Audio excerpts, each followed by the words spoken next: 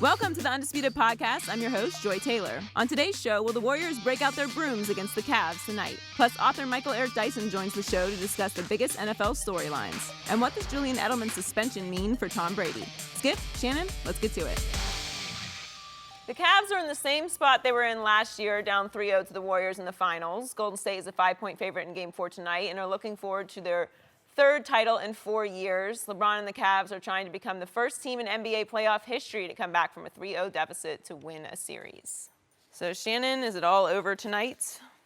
No. Janitors will get off as soon as the game's over. They will not be standing around cleaning up no confetti, Joy Taylor. That will not happen. So no spill champagne so in the visitors' locker room. I recommend Warriors, you don't even go out and purchase any champagne because you're gonna have to. We're gonna mess around and be drinking it in your building in Game 7. So you better be careful. Oh, that's your prediction? You better be careful, Skip Bayless, Wow. because you know LeBron is capable of. I do. Okay, then. Yep. But they will not be celebrating in the queue. That will not happen. LeBron refuses to let that happen. So I promise you tonight, you will see something that you haven't seen ever in an NBA Finals game. Ever? Ever. You're predicting a scoring record? A historic performance. Wow. Yes. As in? Did you see how calm he looked up there, LeBron? He felt comfortable. He weighed in on a lot of different topics, from Kevin Durant to Greg Oden. He's listing off their roster, listing off his roster. He's listing off a lot of things. Yesterday, brought it at press conference. He felt real comfortable that they had that thing in the left hand talking. You mean the concession speech? He wasn't making no concession speech. Sounded like to me. No, it wasn't. Okay. He was just being honest, letting you know. Okay. But I'm letting you know today and right now. We're going back to the Oracle. We're playing a game on Sunday. So get ready. Okay. So give me LeBron's line tonight.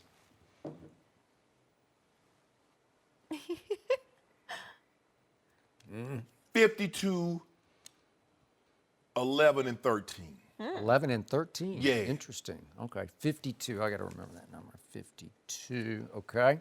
And the final score will be approximately what? I won't hold your feet totally to this I'm going to say 110 to 101.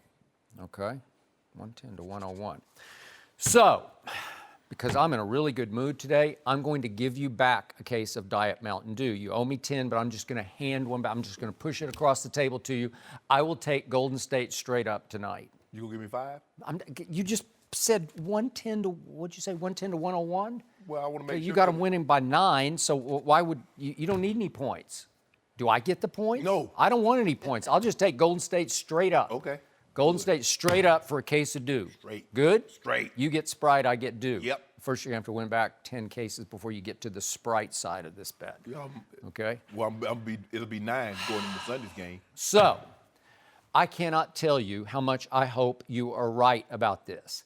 Just for the sake of competitive balance, credibility, finals credibility, for the fans' sake, just basketball fans everywhere, I would love to see LeBron and company just win a game. They won a game last year, but they had Kyrie Irving last year, and he scored 40 in this game last year in Game 4 when they won 137 to 116. And Kevin Love hit 6 threes in that game, and your Cavaliers hit 24 threes, which is the finals record. It's a lot of threes, and that's how you get to 137. If you're going to tell me they're going to hit 24 threes tonight, you should be sitting You know what, pretty. kid? I want to redo my stat line. Okay.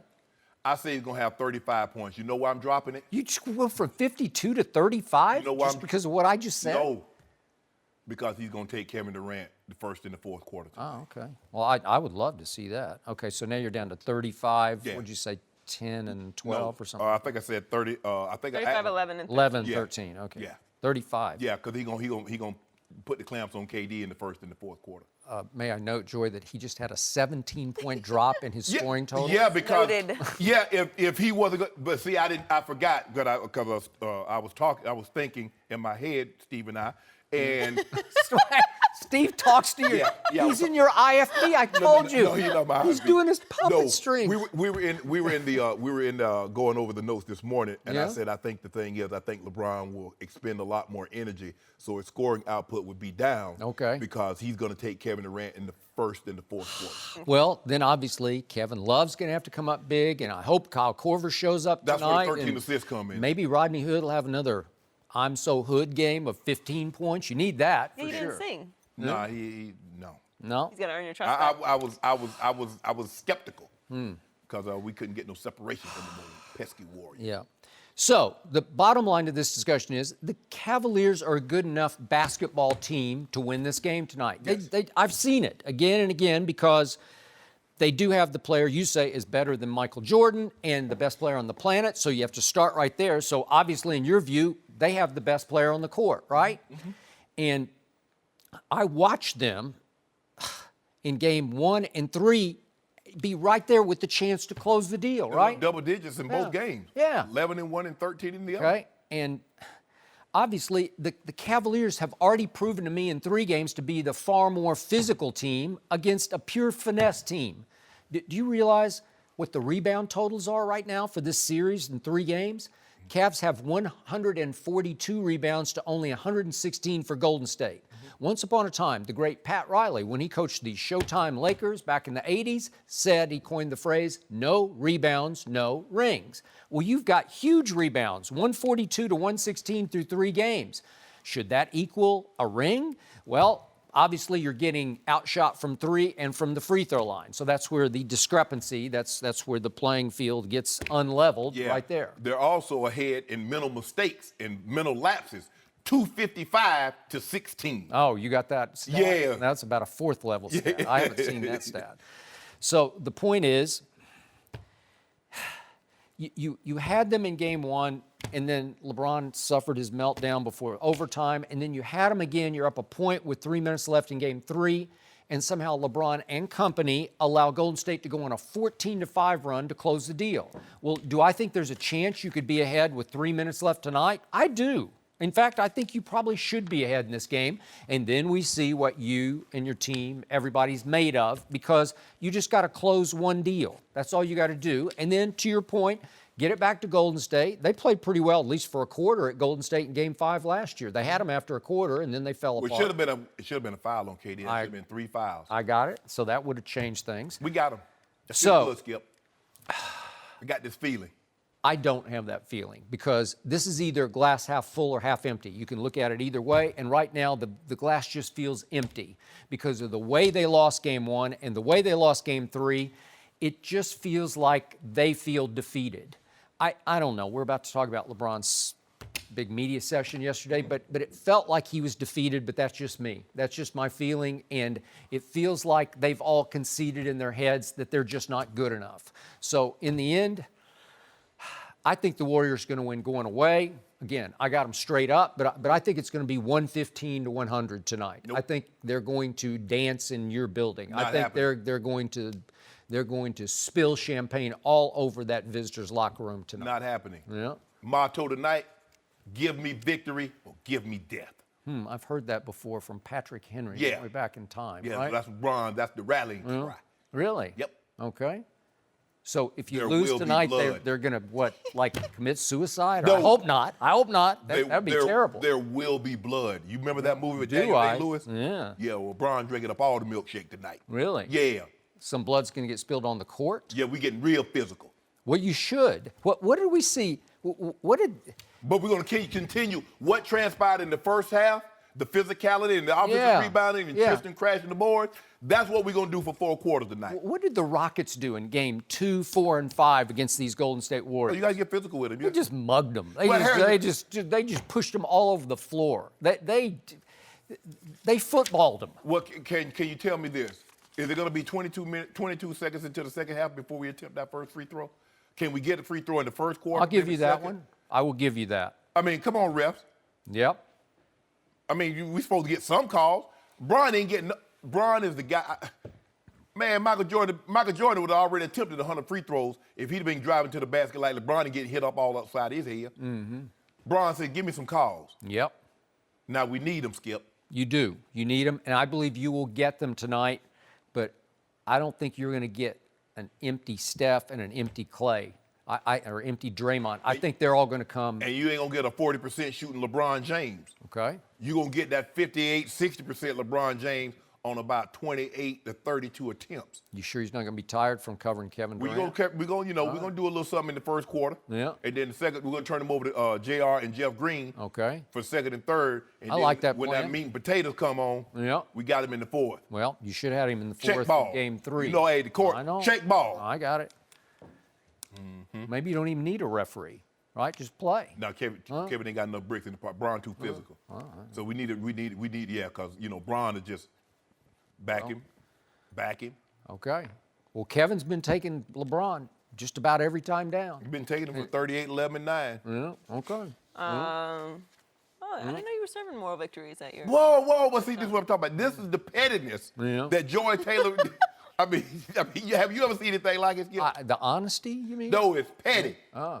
But guess what? Now, with LeBron, they say on his list, the Heat, get like 0.3% of him go return it to the Heat. She gonna be over there key. Never She know. gonna be over there key. Yeah. No mercy. Hey guys, it's Joy Taylor. Before the show moves along, I wanted to talk to you about Buffalo Wild Wings.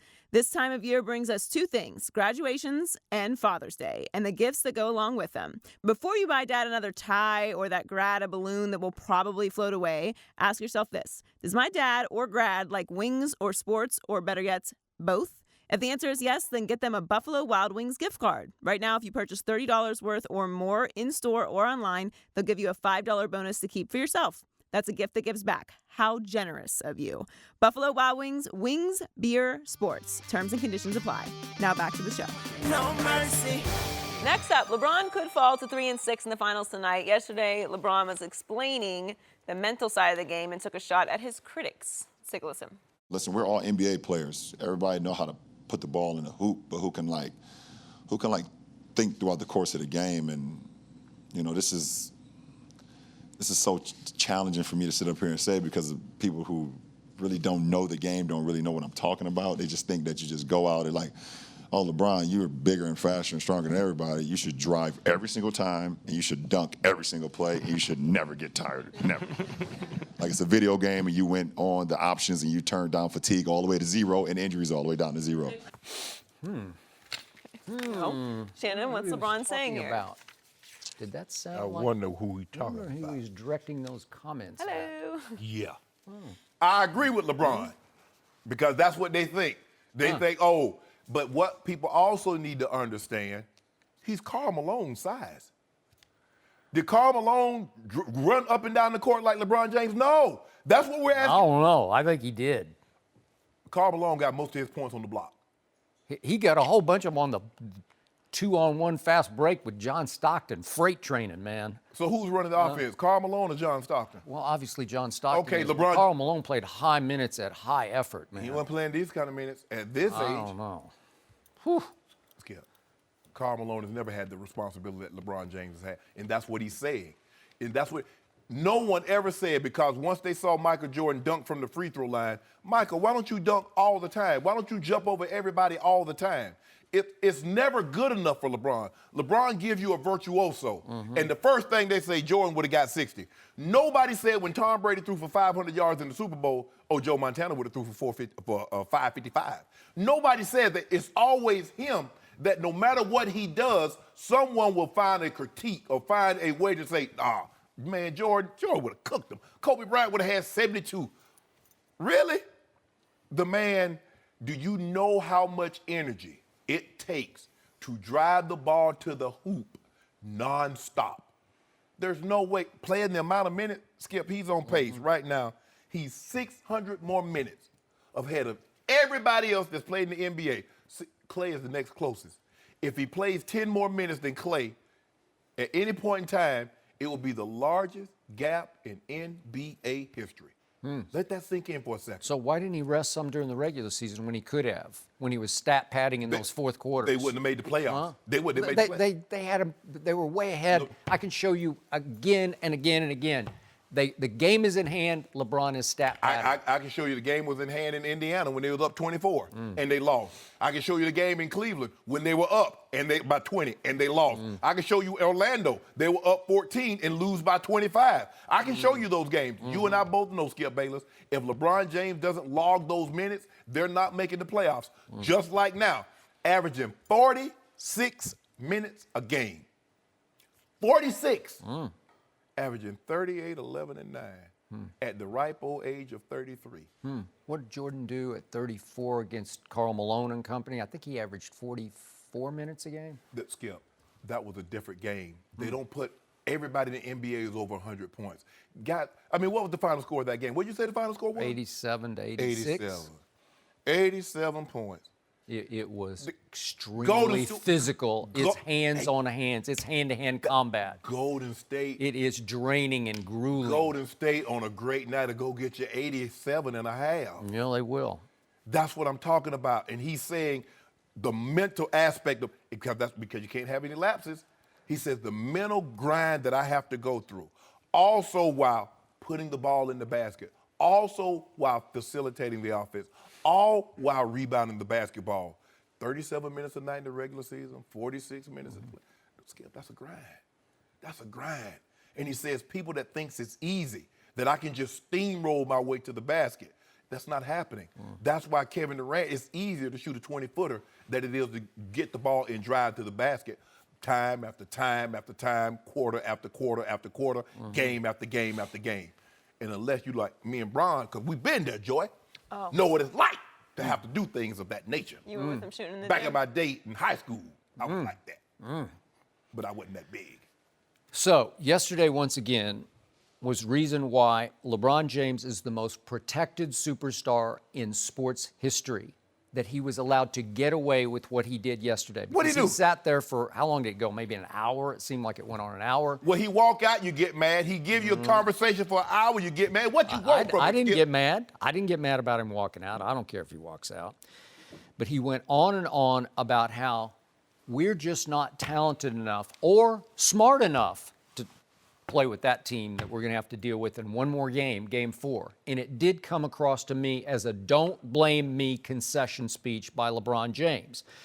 And everybody wrote about, lots of the reporters and columnists wrote about how many hints it sounded like he was dropping about where he wanted to play next year and with whom he wanted to play. I want smarter players. I want this. I want Ben Simmons. I want Chris Paul. I want He Lonzo. didn't say that. Well, he did. He was dropping hints about how smart these players are.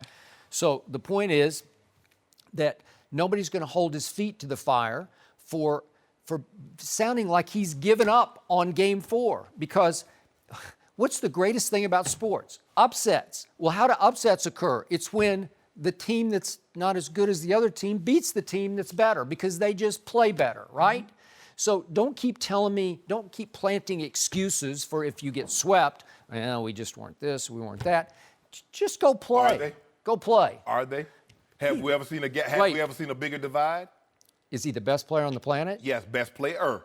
Is he better than Michael Jordan? Yep. Okay, then you can't tell me that they're that much worse. Yeah. I give you that Golden State should be favored in this, but I'm going to tell you one more time, Golden State can be had physically. The Rockets had them on the ropes. The Rockets, if they hadn't lost Chris Paul, I'm pretty sure we'd be having a different conversation right now. But that's what LeBron is saying. You can beat them for a quarter. You can beat them for a half. But can you maintain that mental edge throughout the entirety of the game? And like you said, yes, the Rockets beat them up physically. But could they? They couldn't do it, and they couldn't withstand the third quarter in Game 6 and Game 7. And that's what cost them. And Bron is saying, yes, this team is beatable, but you need guys that's fully engaged throughout the entirety of the game. And he's telling you once again, I don't have those guys, right? Between the lines, isn't that your takeaway from yesterday? No. I don't have those guys. Let me ask you a question. How would you feel if you're one of those guys after you hear all this? And after a while, I'd say, First of all, I'd have been kicking my own button to tail because I know I'm not fulfilling my obligations. That's what I wouldn't be doing. Because you know and I know George Hill with 5 points. J.R. Smith with that bungle in the first 2. Really, Skip Bayless? if I were one of those guys, I'd be sitting back this morning saying, well, I'm going to get blamed anyway. I don't know. It doesn't really matter what happens. I'm just going to get blamed. You should be sitting back saying, I hadn't done diddly squat in this playoffs. That's what you should be sitting back saying. Let me ask you this, Skip Bayless. In the history of pro sports, has there ever been a guy came in with more expectations on his head, lived up to those expectations than LeBron James? No one's had as high of expectations. That was a lot of his own doing. That's his own fault. he got tattooed across his own back, chosen one in high school. Tell me the line that's tattoo. He chose to wear number 23 as in making a huge statement, I got next, Michael, right? He chose to wear that number. Yeah. Okay, that nobody else forced him to wear that, right? Maybe he liked the number. And then he's so lived up to it that he's about to be tonight 3-6 in NBA Finals. I'm not sure that's living up. Really? Well, what happens when he come back 4-3? Well, you've got a long way to go. You better join forces with like 5 superstars. No, I don't. I'm talking about tonight. Yeah. Tonight. Oh, coming back. Yeah, tonight. Yeah. Setting it up for an epic. So I do think some of this was aimed at me. That's fine, but I've only been covering this league since the 70s. I don't know anything about basketball, but I just ask, does LeBron James deserve to get a pass for resting on defense? Because I see him rest on defense a lot, and you have even validated that by telling me, yeah, he has to rest on defense, right? He does. Michael Jordan didn't rest on defense. I'm sorry, if we're going to do that bar, if that's how high we're setting the bar, he just didn't rest on defense. Well, Scottie Pippen was leading the team in assists in the playoffs, so he didn't have to worry about initiating the offense. Scottie Pippen, see, he was the offense. He was. He scored 45 to 87 in Game 6 at Utah. Here's the thing, though, Skip Bayless. There's a big difference between Michael Jordan guarding LeBradford Smith and LeBron James guarding Kevin Durant. Or Kawhi Leonard. Okay, but he hasn't been guarding Kevin Durant. You even told me right out of the box yesterday, you said, how many times did he just casually switch off Kevin? But that's my point. I'm saying with the workload that he has, and to ask him to say, okay, I need you to sit in the chair for 46, maybe even the entire game and guard Kevin Durant. Kevin Durant get to take a blow and knowing that, hey, I take a blow, I still got them Splash Brothers over there. They hold the fort down until I get back. You're right about that, but you tell me Kevin Durant shouldn't even be in LeBron's league. That's what you tell me. I'm not going to hold Kevin to as high standards as I am LeBron. Think about this here. Give you a little context. Kevin Durant had a historically great game, 43, 13, and 7. LeBron has had 8 of those in the playoffs. Let that sink in for just a second. How we're hyping, and Kevin Durant deserves everything because what he did, he single-handedly put the team on his back and says, guys, I won't let you down today. I will not let us falter. How many more playoff games has LeBron played than Kevin Durant? Help me out. A bunch. What'd Steve tell you? I don't know. But LeBron is like at 230, like 238 now, 237, 238. Yep. So, to me, yesterday, LeBron, between the lines, because he is a shrewd operator, has the highest IQ in the history of basketball, he was basically directing his apologists on how to defend him when they get swept tonight. You could say this, you can say that, you can say this and that. You can make this excuse, I'm going to say they lost to a better team. Oh, okay. I ain't in the excuse-making business. They lost to a better team, and, hey, it happens. They're not the first team to get swept. They won't be the last team. But they're not getting swept, so I won't have to make that speech. Okay, and here's my bottom line to everything I heard from your man LeBron yesterday. It drives me crazy how much he cares to a fault about how he's perceived, about potential criticism. Michael Jordan, pardon my French, did not give a damn about what anybody in the media said. That's the basic bottom line difference between Michael and LeBron. It'll be very interesting. One guy really cares, takes it to heart, the criticism. He's got the thinnest skin. The other guy had the thickest skin. It's funny that I would have loved to have seen Michael in the social media age because for a guy that didn't care, he sure went out of his way to respond to what LeVar Ball had to say. So imagine a million, 10, 15 million LeVar Balls and him on the internet. There is only one LeVar Ball. Yeah, but everybody, because social media, everybody is a critic. Everybody's a Skip Bayless and Shannon Sharpe now. Okay, but how long did it take Michael? I don't even know how old he is now. What is he? Is he in your? He's probably about 54. 54. Okay, so it took him 54 years to finally publicly respond to somebody. It took LeVar Ball to push that button. But there was no social 55. media. Well, 55. All right. No social media. That's a game changer, Skip. That's a game changer It is. today. No, I agree. Because all that stuff, a lot of the stuff that he got, It would have been interesting. You're very inspiring with your optimism about tonight. Oh, it's going to happen. It's going down. Well, how about you and I get a bet for you mosey on over to the nice cushy? I don't know. I don't know. I haven't decided yet. Let me to the end of the show. No mercy. Our next guest is a professor and author. His newest book is titled What the Truth Sounds Like, and it's available now. Michael Eric Dyson, welcome back to Undisputed. Thank you all for having me. It is It's a great pleasure to see you again. Oh, it's great to be Yes, at this sir. table. It's great to be at this table. Good to have you back. All right. Let's talk about the NFL. We're nearly 2 years removed from Colin Kaepernick taking a knee during the national anthem for the first time. Earlier this week, the president canceled the Philadelphia Eagles' scheduled visit to the White House following their Super Bowl victory. Malcolm Jenkins was asked about that, and he responded by holding up signs talking about racial injustice, including one that said, "You aren't listening." So, Michael, where are we now on this issue? Well, look, we've had a significant amount of conversation. The fact that Colin Kaepernick kneeled meant that other people could rise. The same way Rosa Parks sat in her seat so that others could ride a full bus of justice and freedom, Colin Kaepernick was a pioneering figure. That means he's going to get hit, his reputation besmirched. He will be dogged. People will think of him as a divisive and polarizing figure.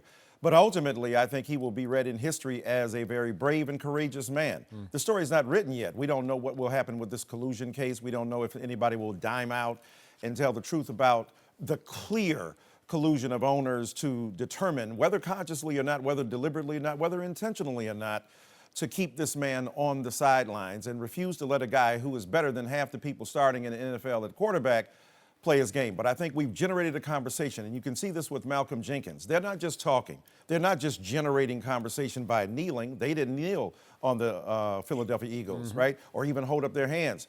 Chris Long gave an entire season of his money to good causes. Colin Kaepernick gave $1 million of his $19 million contract, the last one that he enjoyed, to the causes he believed in. Malcolm Jenkins worked behind the scenes to foster greater justice in the criminal justice system. These are real actions of intelligent athletes who have consciences, who do what we always say we want athletes to do. Don't just make a bunch of money. Don't go out there and hot dog it. Be about something serious. They're about something serious, and they're facing blowback from a man at the top of the political chain who is one of the most narrow-minded, incoherent, incomprehensibly ill-informed figures we have ever elected to be president of the United States of America. No, go ahead. I'm reading this poll because, Skip, the commissioner and the owners have led us to believe that their fans that watch the game are upset and the ratings are dipping because of the players protesting during. Because we got to make sure we emphasize during the anthem, because they said the narrative was they were protesting the anthem. Right. The Quinnipiac poll says 58% feel that players who kneel are not unpatriotic. Right. They are not unpatriotic. And 53% says they agree with the pro athletes have the right to protest on the playing field.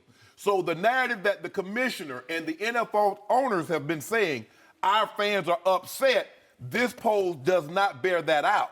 That's a great point. And what it doesn't speak to is the fact that maybe black people who are devoted intensely to a game that is 69.9% black in terms of people on the field, but hardly matching that in terms of off-field personnel, maybe they're upset. Maybe they're not tuning in because they refuse to support an NFL program and player, a league that refuses to acknowledge the humanity not only of the players, but act like they don't get the difference. We're not protesting the anthem. It began under Barack Obama. So they're not protesting a president, they're protesting the injustice that is there. And when people say, well, let's give you a different way to protest. If the protest ain't making you feel uncomfortable, it ain't a successful protest. Right. It's got to get in your face, in your heart, in your mind to make you understand that this is something serious. Dr. King, could you give that speech away from the Washington Monument so that about 10,000 people can hear you, as opposed to in the shadow of Abraham Lincoln? 50 years ago, a great American in whose symbolic shadow we stand today signed the Emancipation Proclamation. Those words are immortal because they tripped off of the golden throat and the silver tongue of a gifted orator, but a man deeply indebted to a tradition of social resistance, and you gotta see that visibly and publicly for it to make a difference. So Shannon Sharpe. Yes. I believe that 58% in that new poll. A year ago, I think it would have been 35%. I agree. I'm sensing a little bit of a positive, progressive shift toward understanding the narrative, Right. because it kept being driven home and fought for and driven until finally people said, oh, okay, now I get it. Right. They can look past the unpatriotic protest. Right. And they're becoming pro-protest because they get, and then we've seen incident upon incident that has driven that home visually, right? Yes. That's right. And then just a quick thought, because we didn't get to talk about it, but I'm a fan of Malcolm Jenkins. I'm not a Philly fan, but off the field, what he's done for this, I liked him holding up those signs. Yes. Television is a visual medium. That's right. And the you ain't listening, it just got me. It just hit me right in the face like, yeah. Right. Just a handwritten sign without speaking the words, and it hit me where I live. Right. And That's a great point. And you have to look, Martin Luther King Jr., when he was in Birmingham, had to find a way to dramatize what was going on. He said, we got a ghoulish guy out here, and I write about this in the book, named Bull Connor. He's doing horrible things. Why not put that on television? Why not provoke him, yes, deliberately, to wash black women and children and men against the wall with high-pressure hoses? Why not the bicuspids and incisors of police dogs nipping at the flesh, snarling against people who merely want to vote, who want to be able to go to a lunch counter and buy a hamburger? And so King said you have to dramatize injustice. That's what Malcolm Jenkins is doing. Like Miles Davis. I don't know if you ever saw Miles Davis live. At the end of his life, Miles Davis didn't say nothing, held up a sign. This is Shannon Sharpe. This is Skip Bayless. This is Joy Taylor. So he's appealing to a tradition of signifying. When you can't hear my speech, read what I'm saying. That's good. Back up. Yeah. Think critically about what it is, and then people get the message. How often do we have to tell you?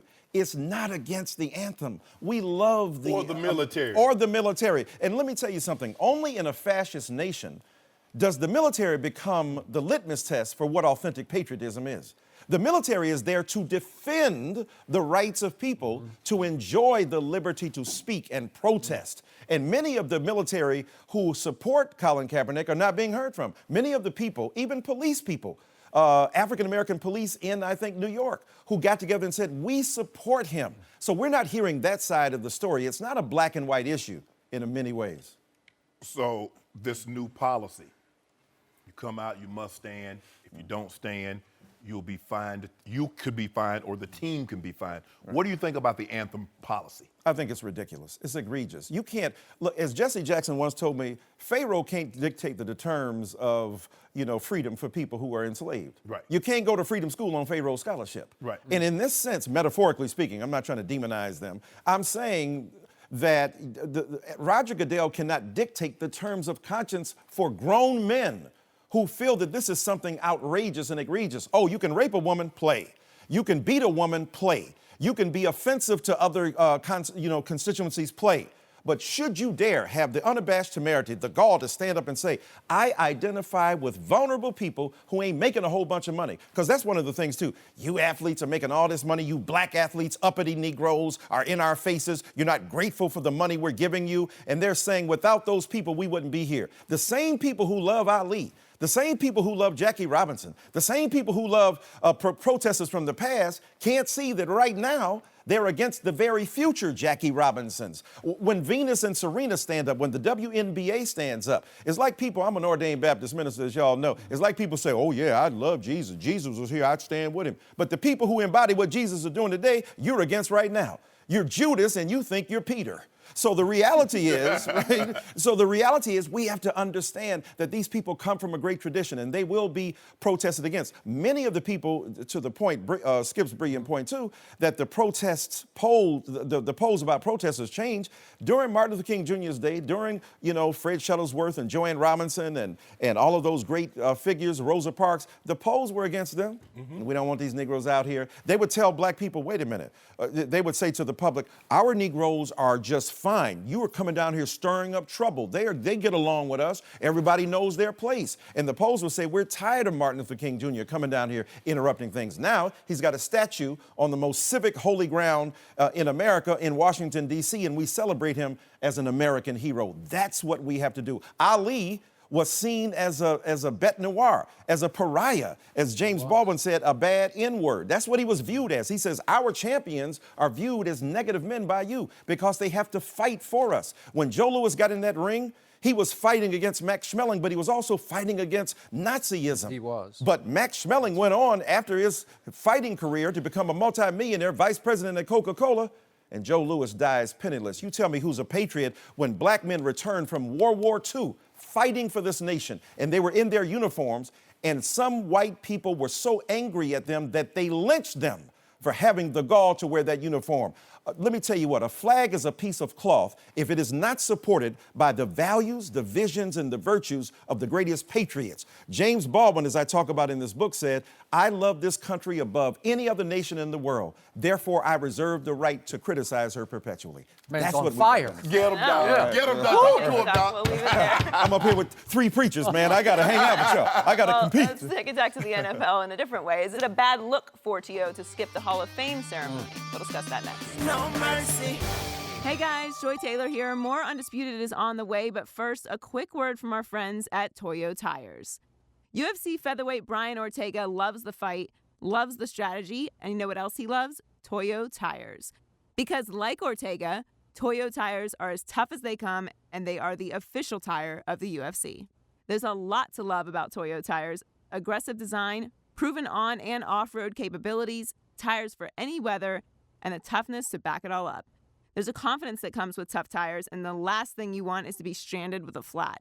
So no matter what you're driving, no matter where you're driving, you can count on Toyo Tires. Tough people love tough tires. If you're tough, these are the tires for you. So the next time you need tires, ask for Toyo, the official tire of the UFC.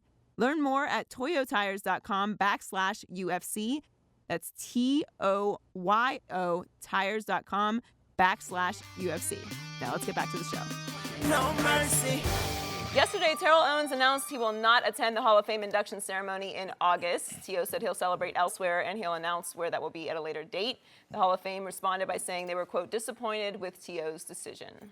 Michael Eric Dyson is still with us. Michael, how does this look for T.O.?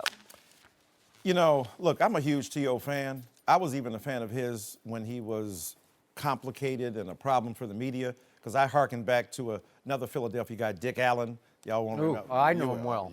Yeah. I mean, I covered him. Who was a phenomenal ball player, but difficult, you know, because black athletes aren't allowed to be difficult, you know. White guys were independent and willfully assertive. Black guys are your problem, your trouble, right? Yeah. So I understood T.O. with all the craziness. But, you know, funerals are for the living. I'm not saying the Hall of Fame is a funeral, but it's an interment, so to speak. It's an installation. It's a memorializing of a legacy. And I think that for those who you know, clapped for him, who applauded for him, who fought for him, maybe he's a little bitter because I should have got in the first time. Sure. And it's true. He's just that phenomenal. But he should have got in, but you didn't. And now you don't want to look petty. You don't want to look smaller than the moment. Live up to the greatness and the grandiosity of the moment. And I think that it denies his fans the ability to praise him, to say, we love you. We told them that you deserve to be there. So I feel torn on that. It's his right. I don't want to determine what another man does, but at the same time, as a public figure, and I think athletes at that level have a certain public responsibility, I think it would be good for his fans to be able to celebrate along with him. I totally agree.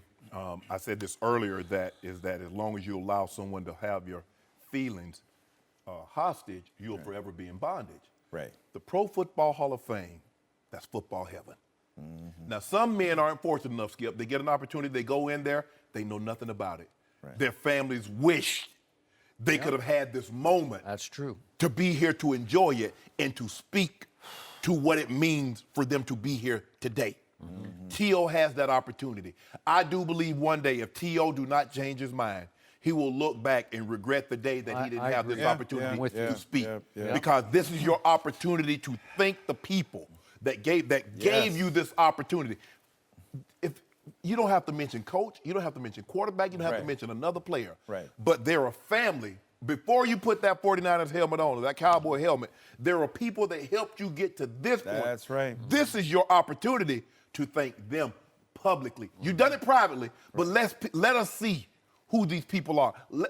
Mold them, just like Blair Buswell, the guy that does the bus. Yep. T.O., this is your time That's right. to build a bus for your grandma. This is a time for you to build a bus to those other important figures that's helped you along the way. Yeah. This is petty. He's been vindictive because he didn't get in when he thought he should. He says, now I'm going to do what's never been done before. There's no living person that's been elected to the Pro Football Hall of Fame that's failed to show. Yep. And for him to do this is unacceptable, and I'm beyond disappointed. Look at one other vindictive guy named Michael Jordan. Yes. Now, he got there. People said it was petty and bitter and nasty, That's but he actually a showed good up. But he showed up. He showed up and showed out. And he man. showed out. Yeah. Ninth grade, stand up. I'm going to invite you here on my dime to embarrass you. You, and right, you. Right. He didn't even invite Jerry Krause. No, but he called him out. Oh, yeah. Oh, my God, you know? I've had my battles with Terrell. Yeah. I try to love Terrell because there's a lovable side to him. Right. He's a smart guy, had a high football IQ. But the Terrell I came to know is not happy unless he's unhappy. That was his MO the whole way. Wow. He needs the chip on his shoulder. Right. And when we both sat here, we had him sitting in your chair this past Tuesday, and we both encouraged him to embrace this moment. Right. Put all the negativity behind you, all the conflict, all the controversy, and go up there and enjoy what you achieved on the field. You earned it on the football field. Right. And no one will remember in posterity, it took 3 times, it took Chris Carter 6 times, it took this man 3 times. It's forgotten. Right. You're in. Right. You're enshrined in this hallowed house, this football heaven. I put it on a pedestal above the baseball or the basketball halls of fame because these man among men, right? Right. You can be there with Shannon and Joe Montana and Jim Brown, and That's right. it's real, true validation of greatness. Yes. And instead, he didn't. I think he wanted to get happy with us, and then he got to the precipice edge, and he looked over into pure happiness, validation, and he said, I don't want that. No. Yeah. I want to keep my martyr card because the TO I covered as a player, he was constantly driven by they're out to get me. Yes. My coach is out to get me, my coordinator's trying to undermine me, and my quarterback is trying to make me look bad. Right. And he wants to hold on to that because that's driven him and fueled him his whole life. Yeah. And it's sad because I think he would be happier being happy in the end. Right. Yeah, and look, with the recent deaths of Kate Spade and now Anthony Bourdain, and God, bless their memories and their families, we don't know the psychological profile of any individual. We don't know the caverns of agony that light from within, that burn them, that may spill over to enormous competition. But we also know that given the fact that we all grapple with stuff we can't name, we don't want to judge you. But in light of what you claim to be the basis of your particular career, and as you have discerned it and as Shannon has discerned it, what drives you, understand the moment. Understand that whatever frustrations you have and whatever complaints you have can be amplified by that stage. Going there and wearing that jacket and seeing visuals of that. We're talking about Malcolm Jenkins' visuals. Yeah. Look at the visual of you in that jacket. That not only I made it, not only I'm on the top of the world, but my very existence here is justified by people who are beyond coaches and coordinators and quarterbacks who tried to naysay. I'm here at the top of the mountain because I deserve to be here. And there's no better message to send and no better way to send that message than by putting that jacket on among other men who have also scaled the heights. And there's a kind of knowledge there, let's be honest. There's a kind of intimacy that only those guys share. As much as we love 25,000 men, Doc, only less than 400 have been in the Pro Football Hall of Fame. Think about this. Denzel Washington won the Academy Award Best Actor for Training Day. He did. Right. He was much better in Malcolm X. No doubt. He was much better in Hurricane. Right. What if I don't know. I might start arguing with that. I don't know. Training Day's pretty good. Well, he Wow. was great. I You don't saw, know. but see, Training Day portrayed him in a I different got you. A light. whole Right. different. He But played. what if He was brilliant in all of them. He doesn't really do bad movies. But just say for the sake of argument, Skip, he's nominated for Training Day. Right. He doesn't show up because they that's- snubbed him for That's Right. Malcolm X. They Right. snubbed him for Hurricane. Right. But I ain't Exactly. showing up, and he wins. But Well, look, And then here's the point. When he shows up at training day, which I love, by the way, I'm sorry, I'm going to put myself out there. Oh, I love it. Look, but your point is he should have won for Malcolm X, but Malcolm X was more complicated. Reuben Hurricane Carter's more complicated because it shows black heroism and championship mentality against the odds, and now a pathological black figure gets embraced. Right. That's a problematic thing. But his particular portrayal was genius, and it forced us, when he won for training day, hey, let's go back and look at Hurricane Carter. Let's go back and look at Malcolm X. So let's go back and look at T.O.'s career. When you go to do a great album, you go back and like, oh, true. I miss what you did before. Let me go back and research that. Oh, Dyson, your book is, let me go back and see what you wrote before. So, I mean, we can Is do that what it did with Michael and Thriller? So you had to go back and listen to Off the Wall? Off the Wall, which was phenomenal and even better. Woo! And even better. But She's out of my life. T.O. is, Yeah. you were talking about, Kate Spade and Anthony Bourdain's Rest His Soul. Right. You're talking about we don't know what's going on inside. Right. Cesar Romero says some things can only be seen through the eyes that have cried. So we don't know.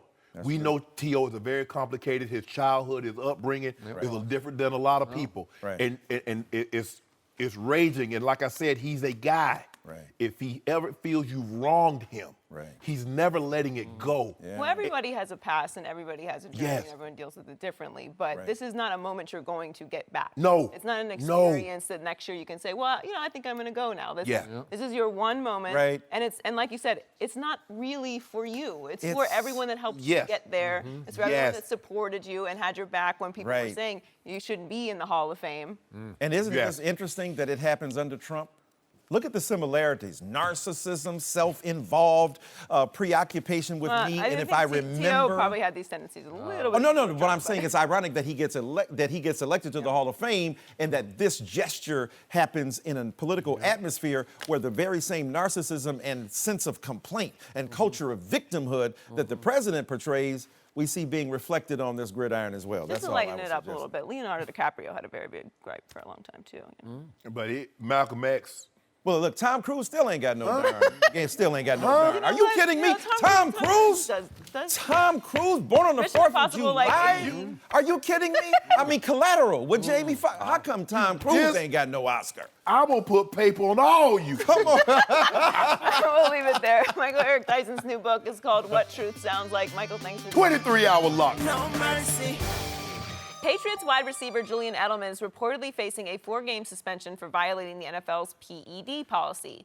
He will reportedly appeal the decision. Edelman missed all of last season with an ACL tear, and he's been one of the Patriots players that has worked with Tom Brady's controversial trainer, Alex Guerrero. Guerrero issued a statement yesterday saying, quote, "I've known Julian since his rookie year, and he's a phenomenal athlete who takes his training seriously. It's disappointing to hear today's news. Elite athletes sometimes work with multiple coaches and health professionals as part of their training. Here at our facility, we take a natural, holistic, appropriate, and above all, legal approach to training and recovery for all of our clients, and anyone who would suggest otherwise is irresponsible and just plain wrong." Shannon, what does this say about Guerrero and TB12? Skip, it's not a good look because I might train with a trainer and there might be 5 other guys, 10, 20 other guys that train with same said trainer. If somebody comes up positive, everybody's looking at, well, that guy, Shannon trains with that same trainer. So everybody's looking, now they're going to start looking at Shannon sideways. Skip, here's the thing. Now, Guerrero easily could have put that statement out. He says elite athletes sometimes train with multiples. He could have said Julian Edelman trained with multiple. He said elite athletes sometimes. He didn't say Julian, because he could have really easily clarified that. He could have said Julian Edelman, I'm not the only trainer that Julian has. Now, he did throw him under the bus a little bit, and had he said that, he'd have been driving the bus also. Skip, it's just, now we don't know what he tested positive for. He is appealing the suspension, so we'll see how that plays out, Skip. But I think this is validation for Coach Belichick because we know how the Patriots are viewed around the league. And the last thing you want is something like this. And Skip, this might, like I said, Guerrero might be isolated, but because Julian trains with him, he brought Guerrero back into the fray. And fair or unfair, that's just the way it works. And this is bad, Skip. Julian Edelman is 32. He's coming off an ACL injury. Now, he's had I think he had foot problems one year. He suffered a broken foot. But Julian Edelman, his whole game is start, stop, quickness. Without that, he's just an average. He's just an average guy. I think he was an average guy to start with, but go ahead, yeah. So without that, Right. Skip, Yep. and when you're 32 ACL, this is what we know about the New England Patriots, Skip. They don't wait for anybody for anything, regardless. Injury, suspension, they will get you up out of there. Julian Edelman knows that. So I'm not saying he did it. I don't know what he did. All I know is that he tested positive and he's trying to file an appeal. But this is a bad look for him. This is a terrible look for him because this is all him. It's in his body. And as they say, you're responsible for what goes in your body. But because he trains up under that TB12 method, that's a horrible, horrible look for them as well. By the way, just a note, back in 2012, Richard Sherman appealed a PED suspension when he tested quote-unquote positive, and he won. So it's happened. There's precedent to win this. But I don't know what went on. We'll find out. Now, back to Alex Guerrero. I am with you on this came off as really suspicious. This raised red flags that did not need to be raised, that you went to that length in that statement to defend your methods and philosophy and say that they're natural and holistic and appropriate and above all legal. Really? You had to go that far? To paraphrase William Shakespeare, he doth protest too much, right? You're protesting until I'm like, wait a second, why are you protesting? Ain't nobody asked you. What? Who said, who accused you? Ain't nobody said nothing about Alex Guerrero. Nobody said, probably for the most, what if you're just a casual person? You don't even know who Alex Guerrero is. Now, obviously, if you follow the NFL, you follow the Patriots, you're well aware of who he is. But he brought himself into this, Skip. He did. He didn't have to offer that. He didn't have to offer that explanation. He did not. When was the last time someone tests positive and their trainer says, step forward and says, I've never heard it before. I've never heard it trained. That could be. Okay, now, to the bigger picture, just me, I didn't think that Julian Edelman was really a TB12 guy. I thought he hadn't bought into the method yet because remember Tom versus Time? Remember episode 3? Remember that exchange? They were up in Montana about to go work out. Maybe we should check that out again right now. Let's go. We were just educating Julian on fast twitch muscles and how he is neglecting to understand the core principles of what we're trying to do to maintain our longevity as we further our playing career. But if Julian just wants to play another couple years, that's Julian's decision, okay? The one exercise I did yesterday was a bench press, and I'm getting killed about this. Right. Someone needs to protect you. I've been hearing this for 8 years. 8 years. We've been in an argument for 8 years. So he's saying for 8 years I've fought this, or at least since Tom discovered Guerrero, and all this pliability and flexibility that Amendola completely bought into. Julian's saying no to it. So he's not at heart a TB12 guy. He rejected the diet, the nutrition, and all of the stretching part. He said, I'm a weightlifter. I got to stay strong. Well, most football players would be right there with him, right? Shannon Sharpe was right there with him. Right? You got to lift weights to stay strong. Correct. So they're ridiculing him for not being a TB12 guy, not buying into their new concept that obviously has added years to Tom Brady's NFL life. But Tom Brady's a quarterback, and he's a little receiver who's going to get knocked around and make some over-the-middle catches where he's going to get clocked, right, by Cam, whoever's back there. You go get Luke Kuechly, Bobby Wagner. But here's I don't know, I might go to TB12 method, I'm trying to get flexible, Joy. Pliability, I would be flexible. I wonder if Julian Edelman is flexible. Now, if he can do a split.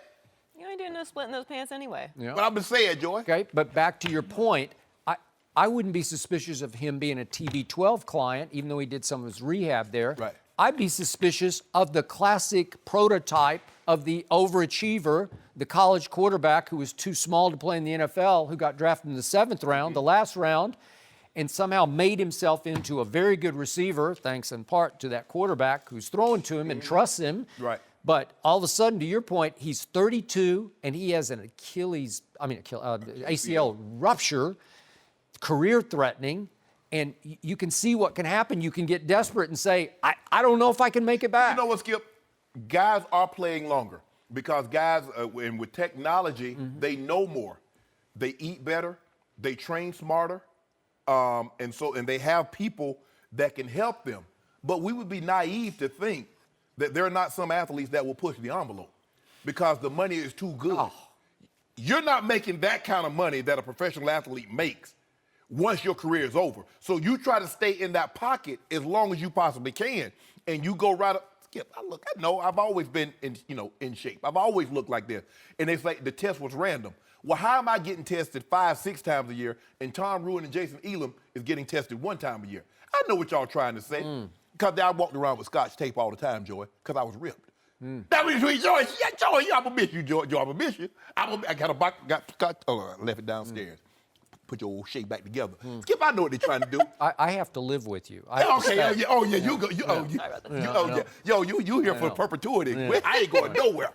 But that's the thing, Skip. I mean, the guys are playing longer because they do know more. They have more information. They train smarter. They eat better. They've surrounded themselves with people that know more than they did 10 years ago, 20, 30 years ago.